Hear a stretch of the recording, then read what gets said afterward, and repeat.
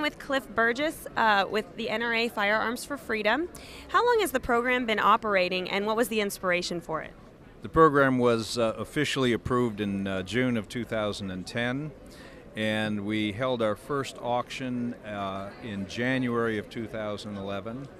I think we sold somewhere in the vicinity of about 700 firearms, and since then we have sold approximately 3,000 firearms and raised close to $3 million. Wow. The firearms are everything from everyday shooters to some very, very high-end collectibles. And they are all donated by individuals to support the NRA. With our relationship with GunAuction.com, 100% of the bid price comes back to support NRA programs that the donor specifies.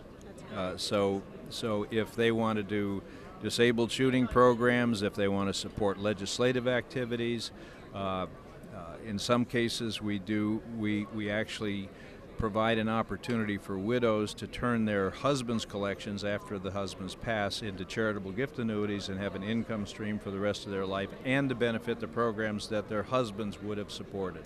It's it's a real service to the membership. Yeah, so. That's great. For those who intend to donate to the program, what can they expect their donations to go to? Just like what you said, or is there more?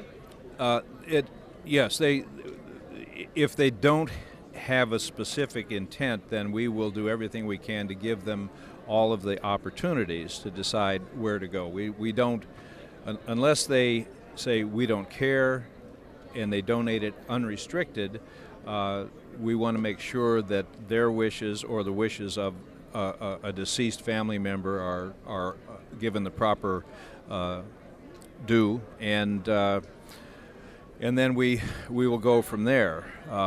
So yes, it's always the donor's wishes always predominate. That's great. What are some of the interesting, unique guns you've seen come in as donations lately? Oh goodness,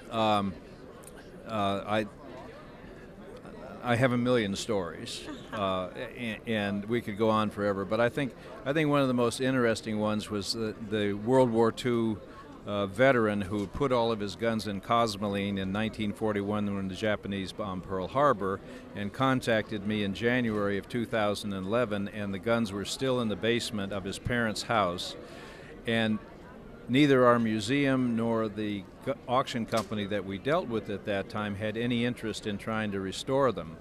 So I volunteered on my own time to do that. The first gun that I cleaned up was an 1884 Springfield trapdoor officer's model, and the grease was inside and out. I had to use hot steam to melt it and then use degreasing agents. But when it was done, I sent pictures to the auction company and I said, what was the bid range estimate?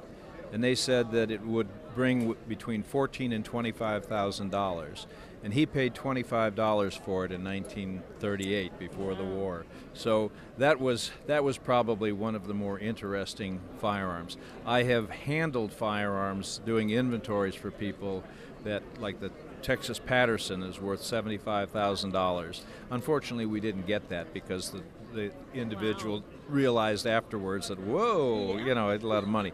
But it's a fascinating position that I have, because I get to see guns that I would never have otherwise in my life, and to handle them in many cases. So. Yeah, that's great. Well, thank you so much for speaking with me today, Cliff.